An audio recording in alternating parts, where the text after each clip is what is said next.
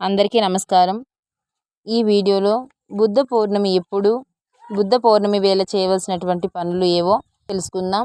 ఈ ఏడాది వైశాఖ మాసంలో శుక్లపక్షం పౌర్ణమి తిథి 22 మే 2024 బుధవారం సాయంత్రం 6:47 ప్రారంభమై 23 మే 2024 గురువారం రాత్రి 7:22 ముగుస్తుంది.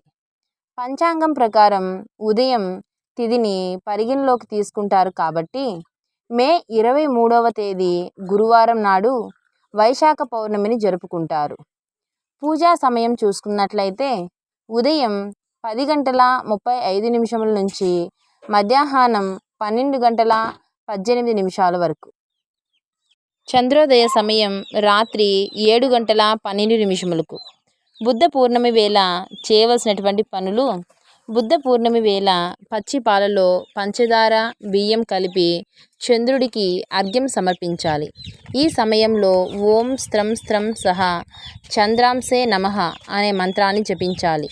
పురాణాల ప్రకారం పౌర్ణమి రోజున రావి చెట్టులో లక్ష్మీదేవి కొలువై ఉంటుంది. అందుకే బుద్ధ పూర్ణమి రోజున సూర్యోదయం తర్వాత రావి చెట్టుకు నీరు సమర్పించి 7 సార్లు ప్రదక్షిణ చేయాలి.